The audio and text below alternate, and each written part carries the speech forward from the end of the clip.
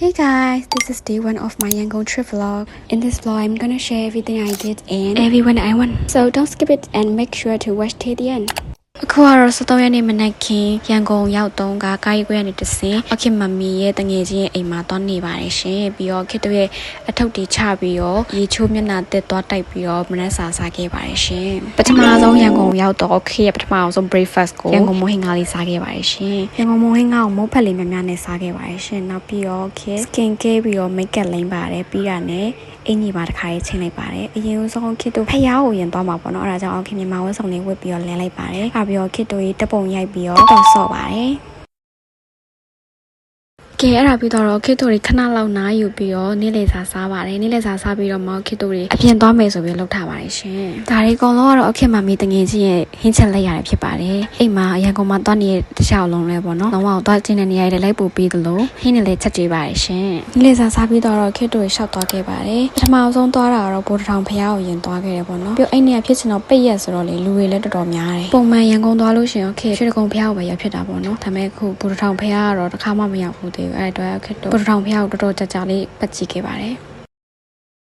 โอเคတို့အဲ့နေဆောက်ထွက်တဲ့ချိန်က12လောက်ရှိပြီဆိုတော့လေအဲ့ဖျားပေါ်ရောက်တော့ကကြာတော်တော်လေးပူတယ်ပေါ့နော်နေလဲတော်တော်ထွက်တယ်ပြင်ဒီအောက်ကကြွေပြားရတယ်တော်တော်ပူတော့ခက်တို့တပုံအမြန်ရိုက်ခဲ့ရတယ်ပေါ့နော်အားပြီးတော့ခက်တို့ဆူလိတ်ဖျားကိုသွားခဲ့တယ်ဆူလိတ်ဖျားကိုသွားပြီးတော့တို့ဖျားပတ်ဖို့တယ်โอเคတို့ကားကိုကြာတော့ဗန်ဒူလာပန်းချန်ရှိမှရက်ခဲ့ရဆိုတော့ဆူလိတ်ဖျားရောက်ဖို့ခက်တို့လမ်းလျှောက်ပြီးတော့ပဲသွားလိုက်ပါတယ်ရှင်အဲ့ဒါပြီးတော့ဆူလေးဖျားအိမ်သားထဲမှာပဲပေါ့နော်ခေတို့အင်ကြီးလေးလိုက်ပါတယ်ရှင်ဘာလို့ဆိုဖျားတွေသွားပြီးပြီဆိုတော့ခေတို့ပုံမှန်တခြားနေရာတွေရှောက်သွားလဲမှာဆိုတော့ခေတို့ဒီ jeans လေးနဲ့ဒီ top လေးကိုလေးလိုက်ပါတယ်ရှင်အဲ့ပြီးတော့ဒီအင်ကြီးတလေးနဲ့ပဲပုံနေရိုက်ပါတယ်ရိုက်ပြီးတော့ခေတို့ဟိုဘက်ဘန်ဒူလာပန်းချန်လေးကိုသွားဖို့ရအတွက်ဆိုပြီးတော့လမ်းကူးပါတယ်ရှင်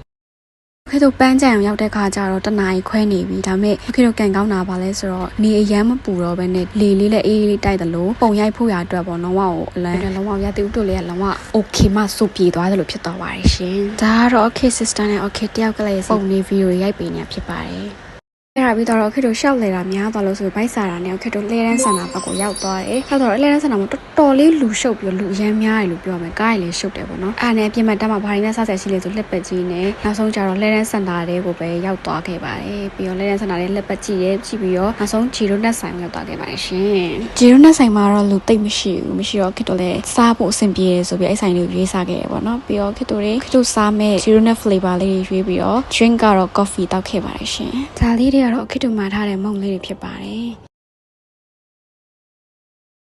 โอเคကတော့ဒီပူတင်ကိတ်လေးစားခဲ့ပါတယ်ရှင်ပူတင်ကိတ်လေးအီအီလေးနဲ့ပေါ့နော်ဂျေရိုနဲ့ဆိုင်လာပြီးတော့ဒီပူတင်ကိတ်လာစားတာဖြစ်ပါတယ်ရှင်โอเคတော့ဆိုင်မှာထိုင်နေတော့မိုးတွေတဲကြီးမဲကြီးရွာလာဖြစ်တဲ့အတွက်မိုးတိတ်အောင်စောင့်နေပါတယ်တရားကတော့မိုးလေးကနည်းနည်းဆဲသွားပြီဆိုတော့ခေတို့အိမ်ပြန်มาတော့မယ်ရှင်အဲကြောင့်မလို့ခေတို့ရဲ့ဒီရန်ကုန် trip day 1 လေး vlog ကတော့ဒီမှာပဲဆုံးသက်လိုက်ပါတော့မယ်နော်ဆို second day ကတော့ခေ graduation vlog ပေါ့နော်အဲ့တော့ graduation vlog လေးကတော့တင်ထားပြီးပြီပေါ့နော်အဲ့တော့ graduation ပွဲယူပြီးညနေကြတော့ခေတို့ရှောက်လဲပါသေးတယ်နောက် vlog လေးမှာတော့အဲ့ဒီokay ရဲ့ second day မှာ graduation ယူပြီးတော့ညနေပိုင်းရှောက်လဲတဲ့ဟာလေးတွေရိုက်ပြမှာဖြစ်ပါတယ် so see you in my next video guys bye bye